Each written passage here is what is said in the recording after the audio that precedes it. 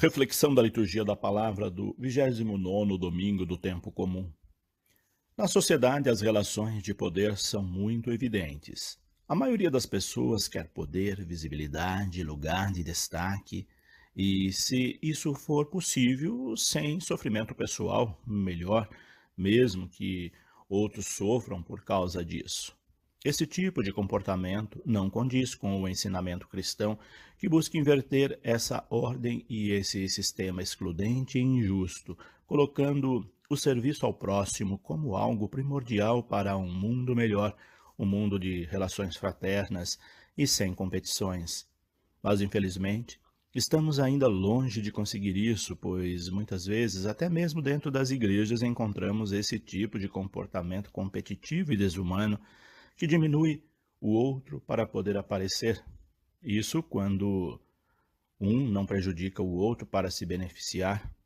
Entre nós não deveria ser assim, diz Jesus, pois se assim procedemos, estamos reproduzindo um sistema injusto, o qual nós deveríamos combater, pois o combate às injustiças e aos procedimentos nocivos é fundamental na proposta cristã. Essas e outras situações estão presentes hoje na liturgia da palavra para a nossa reflexão. A primeira leitura do livro do profeta Isaías traz a imagem do servo sofredor, atribuída ou comparada a Jesus, pois tudo o que esse personagem passa é semelhante ao que Jesus passou. Por isso, há quem diga que é uma profecia de Isaías para o Filho de Deus, Jesus Cristo, o Messias. Nessa primeira leitura, vemos que ele cresceu como broto na presença de Deus, mas, desprovido de beleza, passou invisível diante do olhar de muitos. Temos aqui um dos primeiros sofrimentos, a invisibilidade. Ser invisível, não ser notado, ser ignorado, é uma dor terrível e somente quem já passou por essa situação sabe muito bem o que isso significa. É como se a pessoa não existisse, e essa inexistência aos olhos humanos é profundamente dolorosa, embora saibamos que para Deus ninguém é invisível. Pelo contrário, os mais invisíveis aqui neste mundo são os mais visíveis diante de Deus, e ele nos ensina a olhar para esses invisíveis e enxergar neles o Cristo sofredor. São muitos os invisíveis, os sofredores que nos cercam.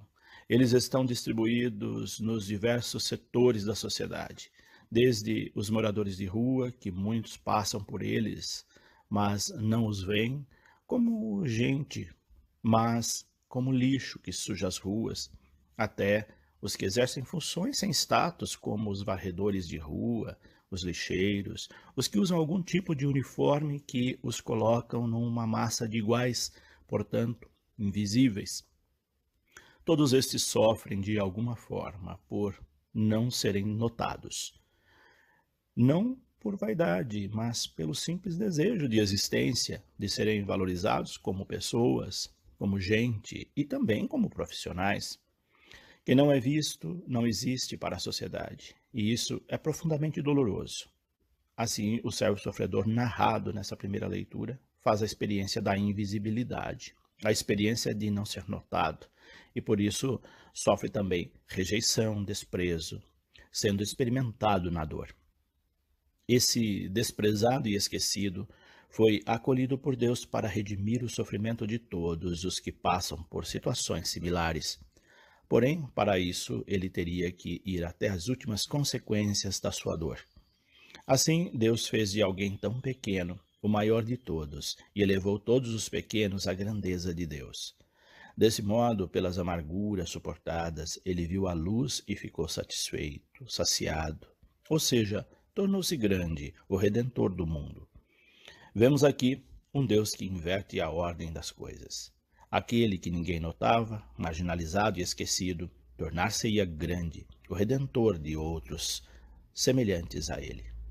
É esse o projeto cristão, a proposta de Jesus Cristo que ainda hoje poucos entendem e seguem sem entender, como vemos no Evangelho deste domingo.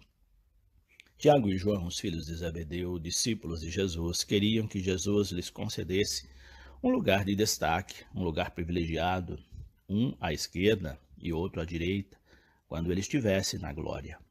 Esse pedido é provocador e mostra que eles não tinham muita clareza do que significava seguir Jesus, nem sabiam o que estavam pedindo. Sentar-se à direita e à esquerda de Jesus, quando este estivesse na glória, era um pedido, no mínimo, extravagante e absurdo. Se Jesus lhes prometesse esses lugares, como ficariam os outros?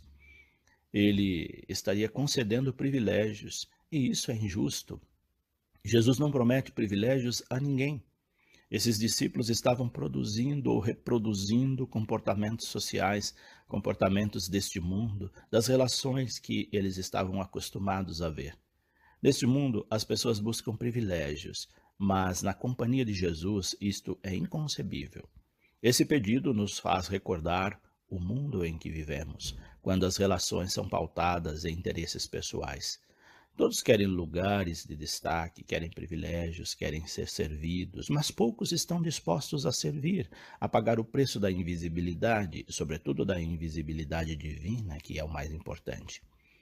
O servo sofredor da primeira leitura pagou um preço altíssimo para ser visto por Deus. Foi ignorado neste mundo para ser visto por Deus. Será que os filhos de Zebedeu estariam dispostos a pagar esse preço? É o que Jesus lhes pergunta diante de tal pedido. Primeiramente, Jesus diz que eles não sabiam o que estavam pedindo. E tudo indica que eles não sabiam mesmo, pois somente quem ignora o que significa o seguimento de Jesus faz tal pedido.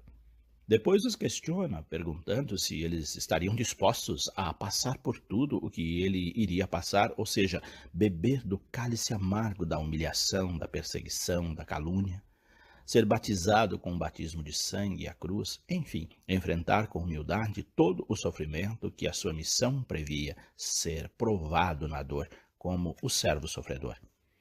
Eles disseram que sim. Creio que eles ainda não tinham entendido ou não tinham plena consciência do que Jesus estava dizendo.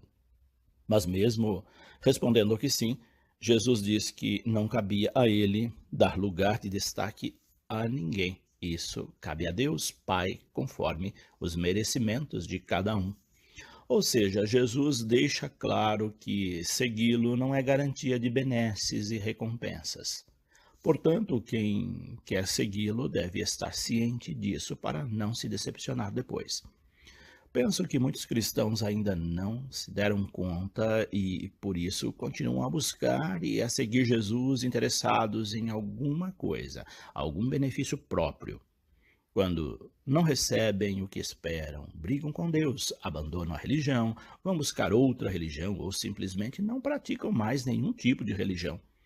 Muitos que se dizem ateus são pessoas que não receberam os benefícios que esperavam de Deus e por isso acham que ele não existe. Quem busca uma religião apenas por interesses pessoais e recompensas pode ficar decepcionado, diz Jesus, com outras palavras, aos discípulos Tiago e João. Jesus não quer desiludir ou desanimar os seus discípulos, mas quer que eles o sigam livremente, gratuitamente, sem interesses pessoais. Quando as pessoas têm atos interesseiros, sobretudo dentro da igreja, provocam discórdias e desentendimento. Foi o que ocorreu entre os discípulos. Quando os outros ficaram sabendo disso, ficaram com raiva de Tiago e João. Talvez eles também quisessem a mesma coisa, mas não tiveram coragem de pedir. Diante disso, Jesus busca ensinar-lhes o que significa ser discípulo. Diz claramente que entre eles não pode haver esse tipo de comportamento competitivo e interesseiro. Na sociedade, os poderosos, os que governam, agem com esse tipo de poder que não deve ser reproduzido nos espaços sagrados, na igreja, no cristianismo como um todo. Eles brigam pelo poder, oprimem o povo, mas entre os discípulos não deveria ser assim. O discípulo é aquele que deve servir a todos, pois somente quem se coloca a serviço se torna grande diante de Deus. Assim, aquele que quiser ser o primeiro para Deus, que seja o servidor de todos, começando por servir aqueles que ninguém serve. Jesus mostra que na sua companhia o poder é o serviço. Mostra que ele não veio para ser servido, mas para servir, e quem quiser ser seu discípulo deve fazer o mesmo. E não é qualquer serviço, é serviço a ponto de dar a vida pela vida dos outros. É esse serviço extremado que ele pede aos seus discípulos. Diante de tudo isso, podemos perguntar: será que todos os que se dizem cristãos estão dispostos a isso, a esse tipo de serviço? Estão dispostos a beber do cálice e a ser batizado com o seu batismo? Estão dispostos a ser ignorados e humilhados em defesa dos ignorados e humilhados deste mundo? Vale a pena pensar sobre isso e rever nosso segmento e o segmento de tantos que se dizem cristãos. Nossa igreja só será completamente cristã quando existir nela cristãos que procedem dessa maneira, prontos a servir gratuitamente, sem interesse, sem busca de privilégios, enfrentando todo tipo de sofrimento e morte. Temos o exemplo de Cristo, diz a segunda leitura de hoje da carta aos Hebreus. Jesus, o sacerdote eminente, atravessou os céus porque soube melhor que ninguém atravessar a terra, este mundo. Por isso, mantenhamos firme a nossa fé nele, Jesus Cristo, tendo-o como modelo para o nosso seguimento, nossas ações neste mundo. Somente assim conseguiremos atravessar este mundo e adentrar o reino dos céus. Ele não nos deixará sozinhos nesta caminhada. Ele se compadece de nós, das nossas fraquezas, pois conheceu ao extremo as fraquezas humanas. Tenhamos, portanto, confiança nele. Sigamo-lo como discípulos autênticos, sem interesses escusos, sem pisar em ninguém, mas sempre com a intenção de ajudar, de servir, de fazer o bem. Somente assim seremos verdadeiros cristãos. Eis a proposta da liturgia deste domingo. Deus abençoe a todos. Padre José Carlos Pereira.